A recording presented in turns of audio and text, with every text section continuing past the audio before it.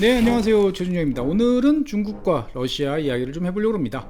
두 나라는 예전에 이제 뭐 국경 분쟁부터 해가지고 별로 사이가 좋지 않았죠. 사실 뭐 두 나라 이야기를 하다 보면 뭐 19세기를 보면 일방적으로 러시아가 이제 중국을 뜯어먹는 뭐 그러한 이제 상황이었고, 21세기 최근 들어서 보면은 오히려 러시아가 일방적으로 중국한테 여러 가지를 또 손을 벌리면서 도움을 받아야 되는 뭐 그러한 상황입니다.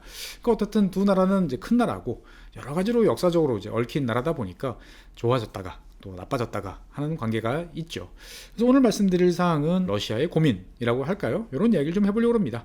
잘 아시는 것처럼 이제 러시아는 이제 큰 나라죠. 어마어마하게 큰 나라입니다. 근데 그 큰 나라에 비해서는 인구가 적죠. 하지만 더 큰 문제는 뭐냐? 그 큰 나라의 많은 인구들 대다수는 저 우랄 산맥 서쪽에 대도시, 그러니까 뭐 모스크바 주변 지역, 그다음에 상페테스부르크 뭐 이런 쪽에 이제 주로 집중이 돼 있다 보니까 저 광대한 시베리아, 그러니까 러시아 관점에서 봤을 때는 극동이라고 부르는 그 지역에서는 인구 희박 지역입니다. 화면에 보시는 것처럼 이제 이 극동 지방에서는 계속 사람들이 이런 식으로 지금 떠나고 있어요. 그러니까 코로나 이전 추세긴 합니다만 코로나 이후에도 계속 사람들이 줄고 있는 거죠. 그러니까 기회를 찾아서 동쪽으로 사람들이 가줬으면 좋겠는데 오히려 저 머나먼 극동 지역에 있는 사람들이 서쪽으로 이동하는 일들이 점점 이제 늘어나고 있다라는 거죠. 그러니까 이제 이것을 막기 위해서 뭐 정착 지원금도 드려요, 여러 가지 혜택도 줍니다만 이게 이제 잘 안 됩니다. 그러다 보니까 이제 어떤 문제가 생기느냐, 우리가 생각했을 때 이 러시아와 중국 접경 지역, 특히 저 흑룡강성이라고 하는 이 접경 지역 같은 경우에 보면 되게 춥고 그냥 뭐 황무지가 있을 것 같지만 사실 그 지역은 농사가 되게 잘 되는 이제 그런 지역입니다. 그래서 이 옛날 구소련 시절에서도 이 극동 지역에서는 농지를 개간하고 생산성을 높이고 하는 데 대해서 꽤 많은 노력들을 해왔는데, 이 구소련이 붕괴한 다음에 과거에는 너 저쪽에서 농사 지어, 그러면 가서 농사를 지어야 됐죠. 하지만 이제부터는 거주 이전에 자유가 생기니까 사람들이 그 지역에서 많은 사람들이 떠나게 됩니다. 그러면서 이제 이 극동 지역에 있던 많은 협동농장 이런 것들이 이제 몰락을 하게 되는 거죠. 그러면은 이제 땅은 있는데 텅텅 빈 그러한 농지들은 과연 어떻게 될 것이냐, 그냥 황무지로 놔둘 것이냐, 그럴 수는 없는 거죠. 그래서 1990년대부터 이 지역에서 남아있는 러시아 사람들, 그리고 그 협동농장이 전환된 러시아 농업기업들, 이런 기업들이 중국의 농업 노동자들을 데리고 와서 농사를 짓기 시작을 합니다. 그래서 중국 사람들은 처음에는 이제 월급 받는 그러한 이제 노동자로서 국경을 넘어서 러시아 쪽에서 농사를 짓다가 어느 정도 이제 익숙해지고 나니까 빈 땅이 널려 있다는 사실을 알게 됩니다. 그래서 차라리 내가 땅을 빌려서 내가 농사를 짓게 라고 하면서 이제 토지 임대를 해가지고 대규모 농업을 진행을 하게 됩니다. 그러다 보니까 이제 발빠르게 이제 들어왔던 사람들은 정말 엄청난 땅을 빌려가지고 대지주 노릇을 하면서 오히려 자기 동료 이제 중국 사람들을 데려와가지고 농사를 지어서 꽤 큰 부를 일군 이제 그런 사람들도 생기게 되는 거죠. 그러니까 이제 러시아 입장에서 봤을 때는 혼란스러운 시절에 도대체 이 토지, 그것도 까마득하게 먼 저 토지를 얼마의 임대를 줘야 되나, 합리적인 가격을 결정할 수도 없던 거죠. 그러니까 매우 저렴한 임대료로 수천 헥타 한 사람이 이렇게 이제 빌려가지고 농사를 짓게 되는 거죠. 그래서 이러한 면들이 이제 2000년대 초반까지는 되게 산발적으로 이제 이루어지게 됩니다. 여기 조금 저기 조금 이런 식으로 이루어지다가 2008년 글로벌 금융위기 이후부터 대규모로 중국의 농민들이 러시아로 넘어가는 일들이 생기게 됩니다. 2008년이 왜 이런 일이 벌어지느냐, 중국 입장에서 봤을 때는 그동안에 돈 벌면 미국에 상품 수출해서 돈 벌면 미국 국채 사고, 그 다음에 뭐 미국이나 유럽에 투자하고, 이런 이제 로테이션을 이상적으로 생각을 해왔는데 딱 보니까 미국에 투자해서 잠깐 망하겠어 라고 생각이 드는 거죠. 그러면서 뭔가 안정적이고 떼어먹힐 것 같지 않은 그런 안정적인 투자처, 그게 이제 꼭 금융뿐만 아니고 무슨 사업을 하든 뭐든 좀 안정적인 사업에 대해서 중국 내 관심이 높아집니다. 이럴 때 등장하게 됐던 게 이제 러시아 땅에서 농사짓기가 등장하게 되는 거죠. 뭐 땅은 어디 갈 것도 없고 상황을 보아하니 러시아는 땅은 있는데 사람이 없어서 쩔쩔매니까 여기서 중국 자본이 체계적으로 들어가서 뭔가 영농 기업을 형태로 그러니까 우리가 아르헨티나나 브라질에서 보는 것처럼 대규모 영농을 좀 해보면 돈을 안정적으로 벌 수 있지 않을까라는 생각을 하게 됩니다. 그러다 보니까 이제 지금 화면에 보시는 것처럼 이제 점점 많은 사람들이 들어가서 대규모로 거주를 하게 됩니다. 그래서 지금 이제 원으로 표시되어 있는 것은 꼭 거대하다라는 걸 보여주지는 않는 건데, 어쨌든 중국 사람들이 많이 들어가서 농사를 짓는 접경 지역들을 보여주고 있습니다. 잘 보시면 아시는 것처럼 우리 생각과 달리 중국과 러시아의 접경 지역 상당수에는 중국 사람들이 가서 농사를 짓고 있다. 그 말은 이 극동 지역에 농토가 되게 많다라고 이제 볼 수가 있는 거죠. 그래서 이 지역의 농토들, 그러니까 러시아와 중국 접경 지역 5개 주 정도의 영토에는 영농 면적은 얼마냐라고 보면은 약 220만 헥타 정도 됩니다. 정확히는 221만 헥타 정도 되는데, 그 중에서 35만 2천 헥타르가 지금 중국 사람들 또는 중국 기업들이 임대를 해서 농사를 짓고 있다라고 볼 수가 있겠습니다. 그러니까 극동 지역 전체 경작 면적의 한 15% 정도를 중국인들이 지금 영농 활동을 하고 있다라고 보시면 되겠습니다. 이거는 기본적으로 이제 서류상으로 누가 빌려갔어? 라고 봤을 때 중국 사람이네 라고 판명이 되는 경우고요. 그렇지 않고 서류상으로는 러시아 사람들이 임대를 했으나 다시 이것을 전대를 해서 중국 사람들이 농사를 짓는 경우에는 파악이 안 돼요. 그러니까 이거보다 더 많은 면적을 중국 사람들이 농사를 짓고 있겠다라고 보시면 되겠습니다. 그래서 이곳에 간 중국 사람들은 과거 협동농장의 이런 지역들에 이제 터를 잡고 살기도 합니다. 그래서 이런 대규모 이제 노동자들이 가서 농사를 짓기도 하고요. 그 다음에 이제 원체 넓은 땅이다 보니까 이런저런 이제 영농 장비들을 가르기도 하고, 그 다음에 이제 혼자 와서 계절 노동자로 짓기도 하지만 가족이 함께 와서 농사를 짓는 이제 그러한 경우들도 많이 있습니다. 그래서 이제 이렇게 이제 넘어온 사람들 같은 경우에 보면 당연히 처음 넘어간 사람들은 용감한 사람들이죠. 그리고 당시에만 해도 러시아가 사람들이 많고 중국 사람들은 소수로 조심스럽게 넘어갔기 때문에 이제 다들 러시아 이름들을 지어서 사용을 했다라고 그래요. 그리고 초창기 넘어간 사람들은 이제 아직까지 그 당시에 유지되고 있던 러시아 공동체 사회에 적극적으로 노력 봉사를 통해서 참여를 하면서 좋은 관계를 만드는 데 성공을 했다고 합니다. 그래서 노력 봉사를 도대체 뭐 했나 그러면 겨울철에 눈 치우기, 그 다음에 이제 지역마다 있는 유치원 이런 데 가지고 여러 가지 이제 활동들을 하는 데 대해서 꽤 열심히 해서 좋은 이웃이라는 그런 이미지를 형성을 하기도 했다고 합니다. 그런데 이제 이 중국 사람들이 러시아 땅에서 농사를 짓는 것은 기본적으로 계절 노동자 형태가 원칙이라고 합니다. 즉 우리나라에서도 많은 이제 외국인 노동자들이 계절 노동자로 들어옵니다. 그러니까 농사 지을 때 겨울철에는 사실은 필요 없죠. 물론 이제 하우스나 이런 것들이 필요하긴 합니다만 기본적으로 농사는 작물에 따라서 계절성을 띠고 있으니까 들어와서 농사를 짓고 돌아가는 형태가 원칙인 거죠. 그런데 이제 점점 많은 중국 사람들이 여기에 이제 눌러 앉으면서 여러 가지 이제 문제가 생기기 시작을 합니다. 그러니까 눌러 앉는 이유가 여러 가지가 있어요. 이제 어떨 때 보면은 농사가 겨울철에도 계속 되는, 어떻게 보면은 실내 이런 것도 있습니다만, 다른 한편으로 보면은 이제 원체 먼데 이제 있는 거예요. 그래 좀 있으면 또 올 텐데 내가 이거 왜 또 가야 되나. 그래서 정말 이제 중국에서 뻔히 바라보이는 지역 같은 경우는 원칙적으로 출퇴근이 원칙이라고 합니다. 그러니까 아침에 국경을 넘었다가 일몰 후에는 다시 넘어가는 이제 이런 것이 원칙인데, 점점 이제 영농 지역들이 넓어지다 보니까 이제는 왔다 갔다 하기가 힘든 지역까지 넓어지는 거죠. 러시아의 어떤 관리도 별로 없고, 그러니까 그냥 눌러 앉아가지고 계속 있는 이러한 사람들이 점점 증가하고 있다라고 이야기를 합니다. 그러다 보니까 이제 2017년 이제 꽤 좀 지난 여론조사이긴 합니다만, 이 극동 지역에서의 이제 러시아 여론조사를 통해 보면 전체 러시아 사람들의 한 3분의 1 정도는 이제 중국이 러시아 영토를 야금야금 먹어치우고 있다, 먹어들어오고 있다 하면서 불안감을 이제 호소하기도 했던 거죠. 그리고 이제 50% 이상의 사람들이 러시아의 영토에 대해서 중국인들이 위협적이다라고 이제 이야기를 하기도 했습니다. 그래서 이제 중국과 이제 러시아인들의 관계는 우호적인 관계 플러스 그 다음에 긴장 관계, 이런 것들이 막 뒤섞인 관계다라는 게 일반적인 해석입니다. 그러니까 사람 사는 세상이니까 같이 일하면서 뭔가 그 도움도 받고 하면, 그리고 또 사람마다 다르잖아요. 누구는 부침성 있게 잘하면서 서로가 이제 친근감 있게 잘하면 사람들 사이에 좋을 수 있는 거죠. 좋아 라고 이야기하는 사람도 있고, 또 일반적으로 봤을 때는 외국인들에 대해서는 기본적으로 부정적인 면모가 있을 수밖에 없으니까 안 좋고 하는 여러 가지가 섞여 있다 라고 말씀드리겠습니다. 그런데 이제 이 중국 사람들이 이제 이 지역에 계속 농사를 짓게 되는 가장 큰 이유는 중국 사람들을 선호하는 러시아 사람들이 많기 때문입니다. 그러니까 러시아 사람들이 중국 사람들을 고용을 해서 짓는 이제 이러한 지역도 많은데, 왜 좋아합니까? 라는 질문에 대해서 재밌습니다. 우리 생각과는 약간 달라요. 첫 번째는 중국 사람들은 술을 안 마신다고 그래요. 우리는 아닌 것 같은데 라고 하는데, 아마 러시아 사람들에 비해서는 술을 덜 마시겠죠. 그러다 보니까 러시아 농장주 입장에서 봤을 때는 술을 안 마시는 것처럼 보이는 것이 아닐까라고 이제 추정이 됩니다. 그리고 일하기 힘들다고 도망가지 않는다. 그러니까 어쨌든 다음날 이거 합시다라고 그러면 나와서 농사를 짓는다라는 점. 그리고 수요에 맞춰서 자 지금 이제 사람이 많이 필요해 그러면 국경 너머에서 얼마든지 사람을 구해서 일을 할 수가 있다. 그러니까 술도 안 마셔. 그 다음에 도망가지도 않아. 그 다음에 인력도 잘 수급할 수 있어. 왜 안 씁니까? 라는 게 러시아 이제 농장주 또는 농업기업들의 이야기라는 거죠. 그러면 러시아 사람들은 도대체 어떻길래 그렇습니까? 라고 그러면은 일단 첫 번째 술에 쩔어 있다. 그 다음에 일 안 하면서 돈 내놓으라고 그런다. 그리고 세 번째 출근을 안 한다. 뭐 이제 술 마시고 머리 아프면 출근 안 할 수도 있죠. 근데 이게 이제 맨날 이제 이런 식으로 된다라는 게 이제 불만입니다. 그러다 보니까 이제 이 농장주들이 어떤 식으로 가느냐?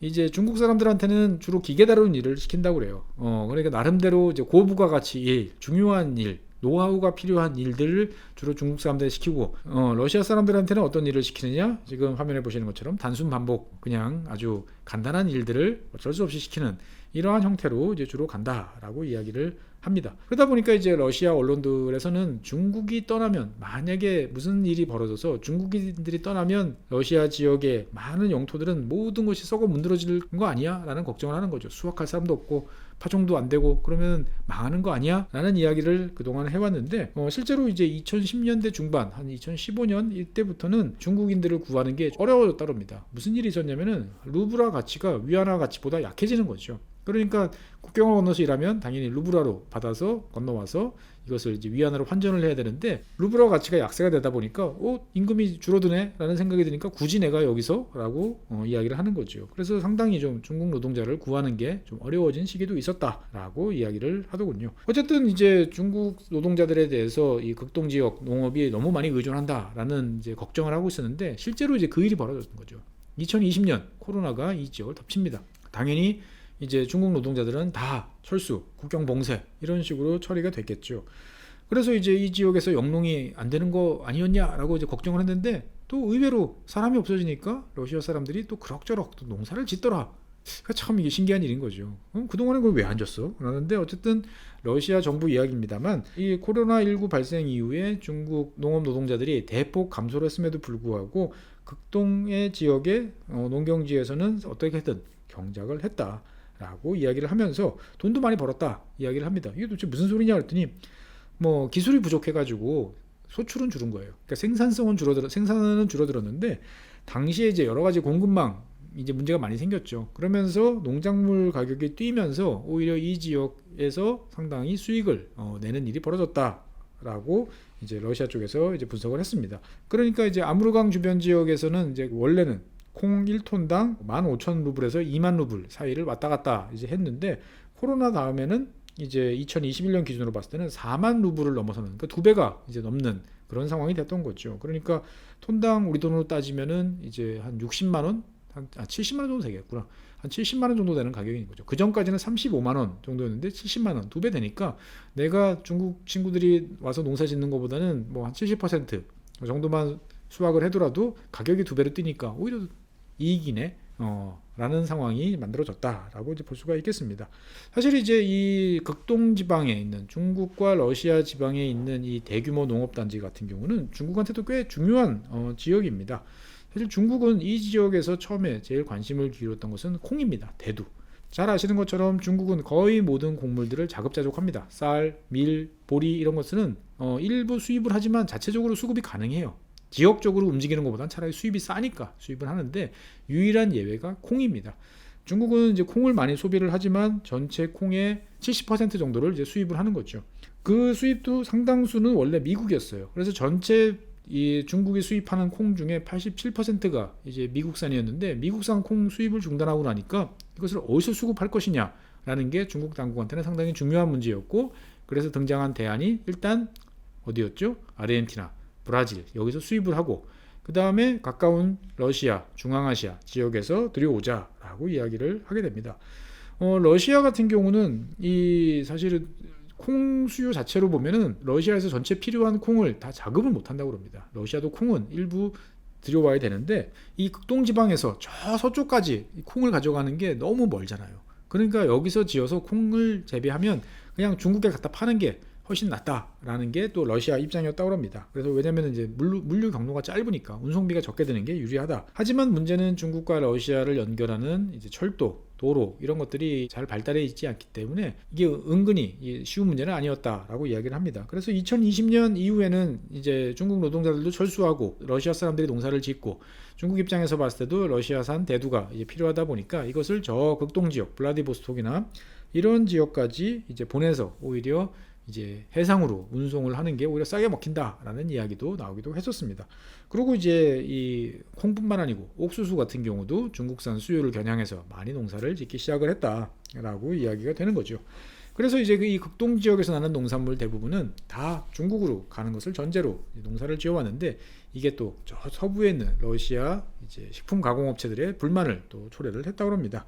그러니까 러시아 같은 경우도 이제 공급망이 혼잡스러워지니까 이 콩을 수급하려면 더 비싼 가격을 줘야 되는데 저 자기네 나라에서 나는 콩을 그냥 막 중국으로 보내는 거죠. 야, 이거를 서쪽으로 보내야지 너희들이 그걸 왜 수출해? 라고 이야기를 하면서 이제 모스크바에다가 막 이야기를 했다고 합니다. 그러니까 저 수출 관세 물려야 됩니다. 쟤네들 그래서 저걸 헐값으로 팔고 있어요. 그래서 수출 관세를 붙여야만 쟤네들이 중국한테 파는 것보다 차라리 국내로 내수로 돌려서 우리한테 공급을 해줍니다. 라고 막 이야기를 한 거죠. 그러니까 이제 러시아 내부에서는 톤당 생산 비용이 한 13,000루블 정도면은 생산을 한다라고 그러는데 중국 쪽에서는 4만 루블 넘게 사주고 있으니까 당연히 왜 이거를 러시아에다 팔어? 국내에다 팔어? 해외에다 팔면 훨씬 돈 많이 받는데 라는 게 이제 생산업자들이 이야기했던 거죠. 다른 한편으로 보면은 이런 식으로 이제 가공보다는 그냥 넘기는 게 원물 상태로 넘기는 게 훨씬 좋아. 서로 이해관계가 맞아. 그러다 보니까 그나마도 몇 없던 이제 러시아 극동 지역의 이제 식품 가공업체들은 다 문을 닫았다라고 이야기를 합니다. 그러니까 그냥 원물 상태로 원료 상태로 넘기는 게 제일 좋아라는 게 이제 러시아 농민들의 이야기였던 거죠.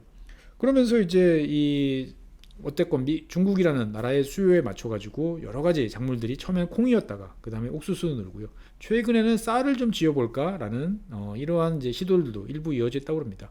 이 추운 지역에서 쌀이 될까라고 생각을 하시겠습니다만 전혀 예상과 달리 러시아 그리고 중국 접경 지역, 특히 흑룡강성 주변 지역은 중국에서도 제일 토질이 좋은 지역입니다. 그러니까 우리 이제 체르노zem이라고 그러죠. 우크라이나 흑토 지역.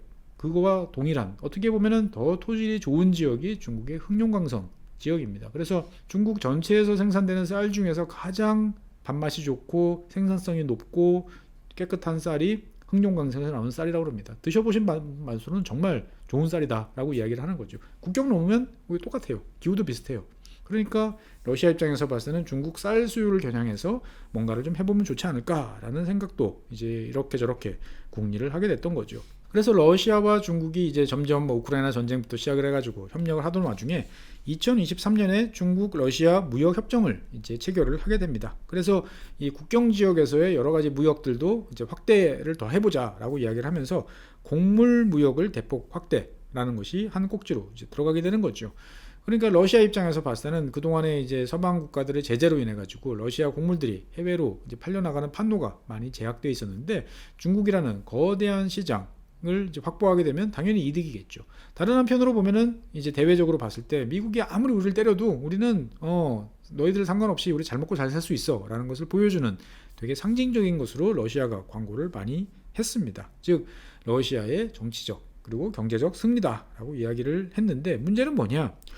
오히려 시간이 지나고 나니까 이 러시아산 밀을 중국이 수입을 했는데 이 수입량이 오히려 더 떨어지더라고요. 이게 도대체 왜 이런 일이 이제 벌어지느냐라고 보니까 중국이 이 러시아에 대해서 백업으로 어떻게 보면은 문제가 생겼을 때 공급원으로서의 가치는 인정하지만 상시적으로 많은 양을 수입하는 거에 대해서는 부담감을 좀 느꼈다라는 거죠.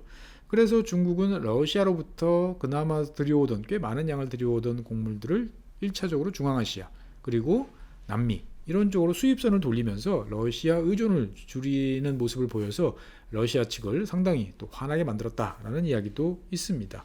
하지만 이제 양쪽의 어떤 교역을 확대하기 위해서, 고역을 확대하기 위해서는 옛날에 남재락 박사님이 말씀하셨던 뭐 사일로 이런 것들, 곡물 교역을 위한 설비들이 필요한 거죠. 곡물 터미널이 필요한데 이것을 이제 작년에 2024년에 대규모로 이제 건설을 했습니다. 당연히 철로 베이스로 철도로 깔고 거기에 대규모 곡물 저장 시설 이런 것들을 이제 저장을 해놓고 이제 공급할 수 있는 이러한 터미널들을 만들었습니다. 그래서 중국 같은 경우는 이제 12년 동안에 걸쳐서 77천만 톤 정도의 곡물을 구매하겠다라고 했는데 글쎄요, 현재 페이스로 보면 과연 이것이 될까라는 생각을 좀 해볼 수가 있는 거죠.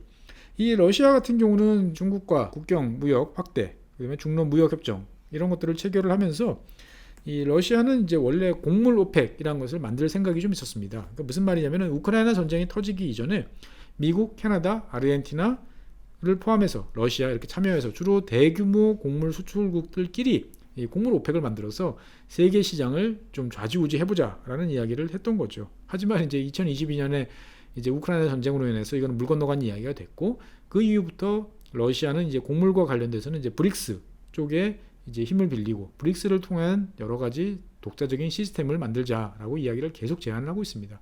그 대표적인 것이 이제 브릭스 차원에서의 별도의 이제 곡물 거래 시스템, 선물 거래 시스템 이런 것들을 만들자라는 게 러시아의 주장입니다. 어쨌건 뭐든지 이 경쟁력을 갖추기 위해서 많이 생산을 해야 되는 거죠. 러시아 입장에서 봤을 때도 지금 뭐 충분히 식량 자급하고 수출하지만 얼마든지 더 생산해서 더 세계 시장에 많이 공급할 수 있다라는 생각을 합니다. 그 대표적으로 할 수 있는 곳은 당연히 극동 지역인 거죠. 현재 러시아가 전체 생산하는 곡물의 한 14% 정도만 극동 지역에서 생산이 되는데 이것을 몇 배씩 더 늘릴 수 있다라는 게 러시아 정부의 판단인데, 문제는 돈이 없으니까 이것을 러시아가 중국으로부터 투자를 받아서 진행을 하는 게 좋겠다라는 것이 현실적인 생각인 거죠. 하지만 중국도 마냥 이제 러시아한테 끌려가지 않다 보니까 서로가 앞에서는 악수하지만 뒤에 돌아서는 서로가 계산기를 열심히 두들겨보는 이런 모양새들이 연출이 되고 있습니다. 최근 들어서는 이제 중국이 러시아산 이제 곡물에 대해서 여러 가지 까다로운 검역 조건 이런 것을 내세우면서 수입을 거부하는 일이 점점 증가를 하고 있어가지고 상당히 이제 러시아가 이제 기분이 좋지 않다라는 이야기도 나옵니다. 그러니까 이제 러시아 쪽에서는 중국이 관심 있는 것은 러시아에서 수출되는 곡물이 아니고 그 곡물을 키우는 땅 아니야? 라는 이야기가 점점 확산이 되고 있습니다.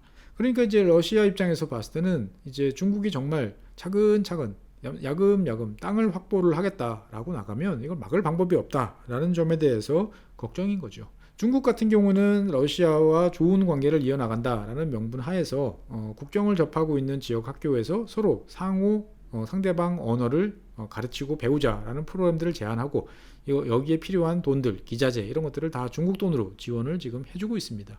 좋은 이야기죠. 국경 너머에 있어도 서로 배우면 좋은 거죠. 근데 문제는 뭐냐? 중국 쪽 인구를 다 합하면 한 2억 가까이 됩니다. 대신 러시아 쪽 인구는 다 합해봐야 뭐 100만 명도 안 되는 이제 그러한 스몰 사이즈인 거죠. 그러니까 서로가 이제 교육을 하게 되면 러시아 쪽이 녹아 없어져서 그냥 중국한테 흡수가 되는 이러한 상황이 한 세대쯤 뒤에는 분명히 발생할 것이 아니냐라는 것이 이제 러시아 쪽의 고민인 거죠. 그래서 지난 시간에 말씀드린 것처럼 러시아는 이제 북한이라든지 이러한 지역에서 외부에서 자기들이 자체적으로 노동력을 조달해서 이 지역에서 농사를 지으면 좋겠다라는 생각들을 하고 있는데, 과연 앞으로 어떻게 될지, 아마 우크라이나 전쟁이 끝나고 나면 이러한 점에 대해서도 러시아가 뭔가 새로운 것들을 들고 나올 것 같은데, 그렇게 되면 또 중국과의 관계는 어떻게 될까 생각해보면 여러 가지 재밌는 것이 있죠. 러시아는 자관 대규모 토지가 있습니다. 우리나라 같은 경우도 대한민국의 영농 면적보다 몇 배씩 더 많은 농지를 경작할 수 있는 농기구들이 지금 놀고 있죠. 사실 이러한 지역들을 대규모로 우리가 좀 기업농을 넘어서서 정말 거대한 농업 경영을 통해 가지고 뭔가를 좀 해보면 좋지 않을까라는 생각이 드는데, 러시아와의 관계가 현재 이런 상태에서는 좀 기대하기 힘들다라는 생각도 들고, 다른 한편으로 보면 그러다 보니까 서로가 전혀 위협적이지 않은 그러한 것부터 같이 협력을 해 나가는 게 가장 우선이 아닐까라는 생각이 듭니다만, 또 그러한 모습을 또 미국이 그냥 보고 있을까라는 생각을 해보면 아직까지는 좀 시기상조다라는 생각이 듭니다. 네, 오늘은 러시아 농업 그리고 중국 농민들과 관련된 이야기를 해봤습니다. 오늘 준비한 사항은 여기까지고요. 다음 시간에는 새로운 주제로 여러분 찾아뵙겠습니다. 지금까지 시청해주신 여러분 대단히 감사합니다.